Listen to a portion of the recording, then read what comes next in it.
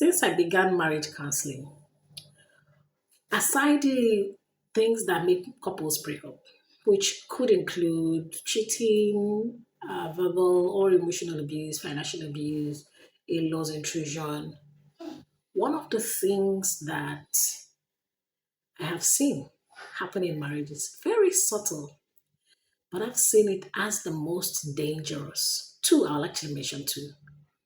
One is the fact that the Bible said, can two walk together except they agree? The couples don't agree. Let me explain. It's not like they're having arguments or they have different opinions. No. It is that at the foundation, they are not headed the same direction.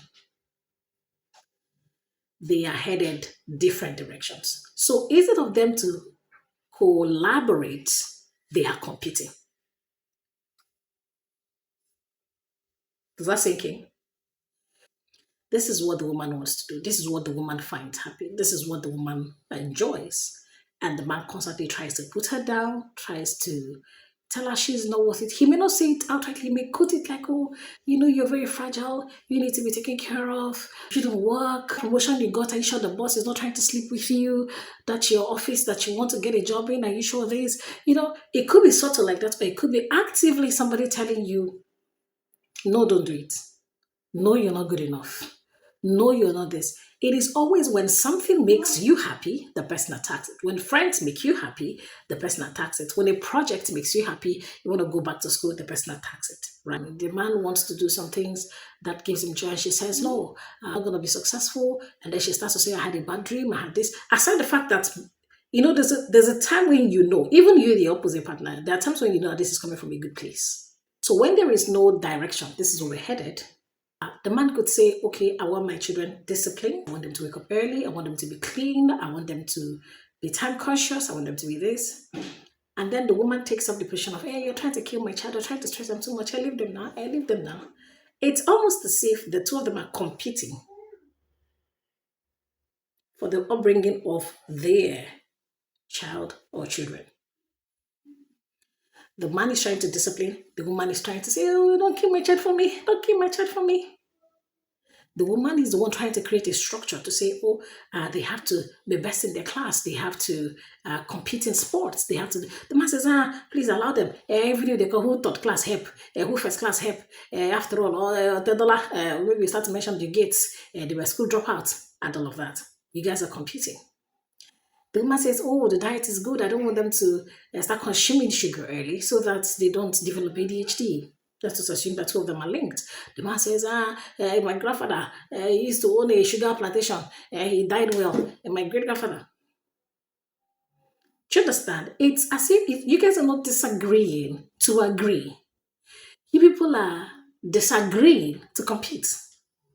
So when that happens, usually what happens is you see each parent try to outdo each other so that the children stays on either camps. The children grows up to say, oh, I prefer my mom to my dad, or I prefer my dad to my mom. And all those kind of emotional neediness that happens. I don't know, there's this evil thing that say, oh, come on easy. I don't know what they call it in English. Better person outside, not be better person in what. They go out with their in-laws, with friends, with family. This person would defend anybody. This person is a nice guy in their workplace. He's a nice guy in their shop. He's the nice guy or the nice girl in their office, in their school, in their house. He's not the same person. So this person is constantly, consciously building a PR with the people that they know them outside. So that should this conversation ever come up, they say, oh, anything where you do this person, we make this person act like this is not normal because I know this person. People don't understand that sometimes people can use being nice as a manipulative strategy. They would consciously, they are nice to you, but only when there's a viewer, when there's a proof. They will send you money when there's a proof that they sent you money. They would do things with you and for you when there are people watching, when there's an audience. These people constantly do things when there's an audience. I don't know if you've met people like that. Oh, they are so nice when there's an audience. When there is no audience, you will see the manipulative beast that you're living with. And this happens Let me tell you, it happens so often that sometimes I wonder how a lot of people don't notice it. You see lots of couples, and when they speak, permit me to be gender sensitive, when you hear some men speak of their wives,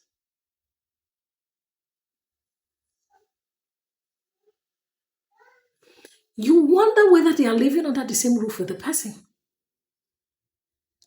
And people say, I don't mind all this thing. How this is, they just say it's online, it's just in public when they go home. The question is, why are they comfortable saying it? The Bible did not say out of the abundance of the heart, the body reacts. It says out of the abundance of the heart, the mouth speaks. When they say things like that of their partner, does he not tell you that their partner is in trouble? Does he not tell you their partner is in trouble? But guess what? For some reason, we exonerate the guy, we exonerate the girl. We don't really care what they say, so long as the girl. Because I see they don't put matter husband about matter. They didn't put my husband about matter, and then the person will come outside at the workplace. They are so sweet people, but when they are speaking to you about it, they're telling you how their wife is such a terrible person. She's so hectic. She's so difficult.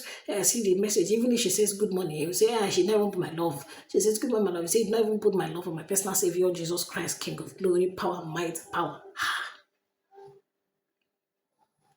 And it's a cycle of fault and fault and fault and fault and fault.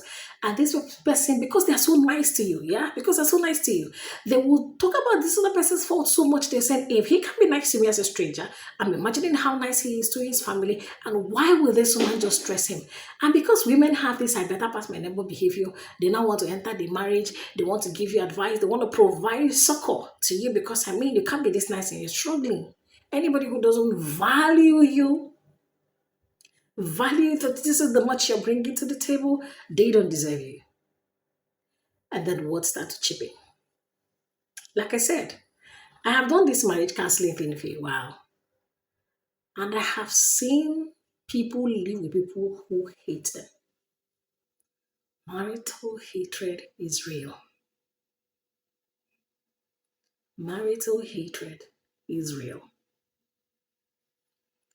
Marital hatred is real. In some cases, some people think, oh, they have to do so much extra. They have to, maybe it's their fault, maybe it's how. No, you have nothing to do with it. You are a conquest.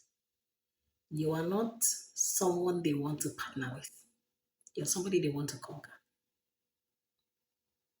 And guess what? It's just like, have you ever been in a toxic work environment where a bully is targeting you? Uh-huh. It doesn't matter how you cry and preach to the bully and say, if you were me, what if you were me? The more you cry, the more intrigued they are. The more they love to come home and make you cry. Mhm.